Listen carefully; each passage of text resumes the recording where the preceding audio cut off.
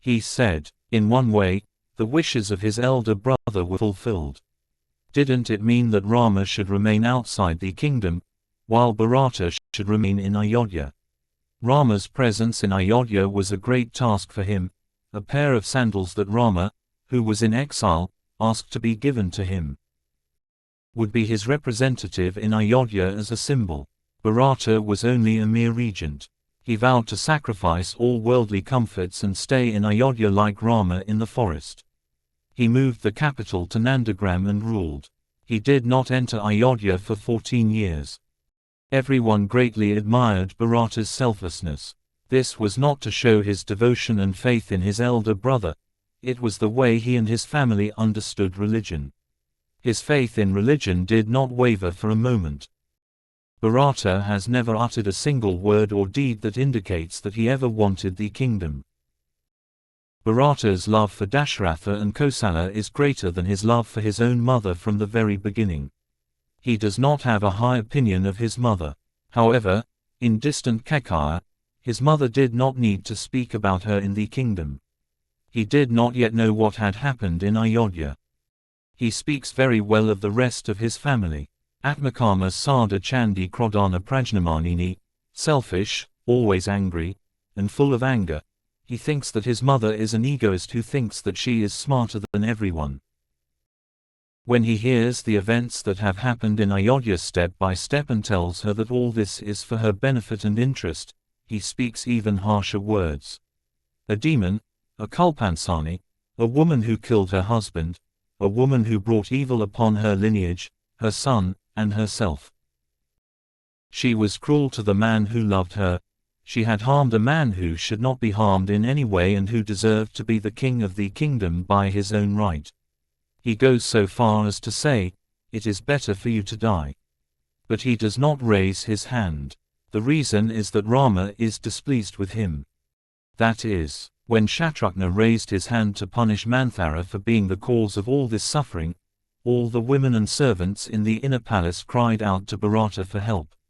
Bharata told Shatrughna not to lay a hand on the woman, Tvam char mancha nabhivasasyate dhruvam, meaning, Rama will not speak to him or his brothers again. He says this if he comes to know about it. Bharata feels as if Rama was present everywhere in every situation. Even when Bharadwaja asks Bharat to introduce his mother, his words about Kaike are just as harsh. Rama firmly tells Bharat not to object to his mother in any way. It is not unusual for a mother to ask for favors on behalf of her son, besides, she had other rights as well. Show her mercy. It is Sita's and our mutual wish that you should not speak or act wrongly towards Kaike. He reiterates this as he bids farewell to Rama and they return. He offers his salutations to Kaike, just as he has offered his salutations to other mothers. Hearts are full, there are sobs in the throats, words cannot escape, for Rama too, at this time of farewell. Tears well up in everyone's eyes. One thing is established for all, what a pure, innocent heart Bharat has. Neither Lakshmana nor Rama had any doubt that Bharata had no sympathy for his mother's desires and wishes. Similarly, when Rama remembered Bharata at a later time, he was filled with regret. He said, "Not all brothers are like Bharata." Gua expressed his joy to Sugriva for such a great sacrifice of self-interest. He said that he was giving up his rights to the kingdom twice.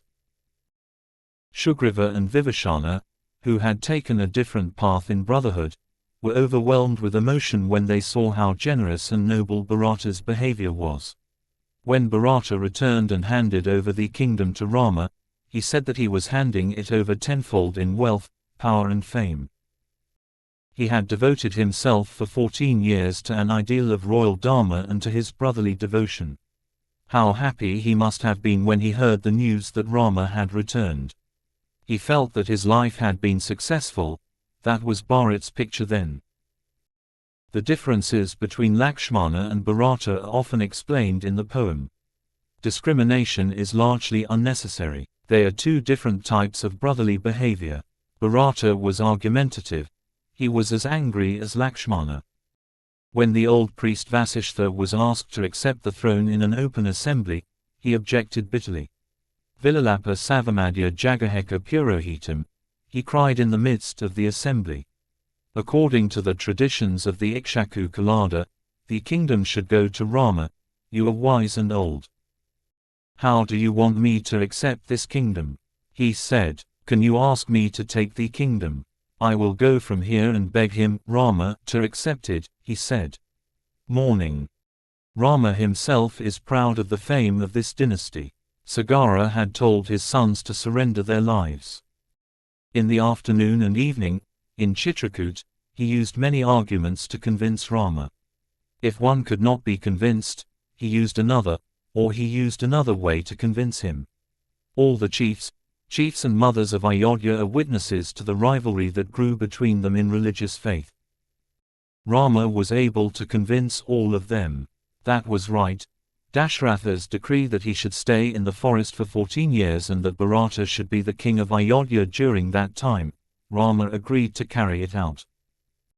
Bharata was half satisfied that Rama did not agree to the extent of giving him his sandals. Lakshmana never argued with his elder brother, even though his thoughts and his were different before. He was like a child who served Rama. He did not want to carry out any of his own desires. Constantly being with Rama, he developed a natural respect and reverence for his elder brother. He knew no bounds in praising his elder brother. The difference in age between these brothers was not so great as to be inconceivable. Their ways of life were the same. They shared in joys and sorrows, their responsibilities in the forest life were the same. Their battles and victories on the battlefield were the same. In Kausalya's palace, Lakshmana had expressed his opinion about Rama in the following words: Devakalpa Rijam Dantam Ripunamapi Vatsalam, like the gods, like a god, upright in character, restrained, tolerant even of enemies. Rama was so superior in qualities and qualities. If such a person is not equal to God, what else can be divine? Whether they are humans or gods, he can subdue them in the battlefield. This fact should be remembered. The word is Devakalpa, there is no Devam. Whatever it may be, Deva, Vishnu or Indra are only synonyms for them.